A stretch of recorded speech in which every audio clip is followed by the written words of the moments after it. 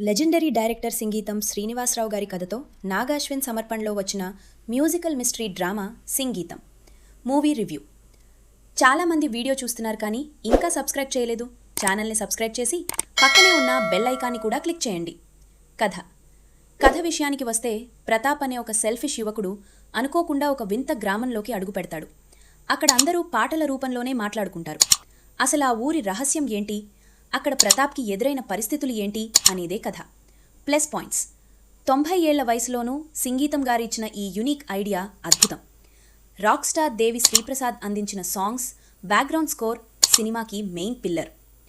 కొత్త అబ్బాయి అయాన్ క్యారెక్టర్లో చాలా బాగా ఒదిగిపోయాడు. మైనస్ పాయింట్స్: ఫస్ట్ హాఫ్లో కొన్ని సీన్స్ కొంచెం స్లోగా సాగుతాయి. ఫైట్లు, మాస్ మసాలాలు కోరుకునే వారికి ఇది నచ్చకపోవచ్చు. ఫైనల్ రివ్యూ: రొటీన్ సినిమాలకు భిన్నంగా ఒక కొత్త తరహా మ్యూజికల్ ఎక్స్పీరియన్స్ కావాలనుకుంటే ఫ్యామిలీతో కలిసి ఈ సినిమాను హ్యాపీగా థియేటర్లలో చూడొచ్చు.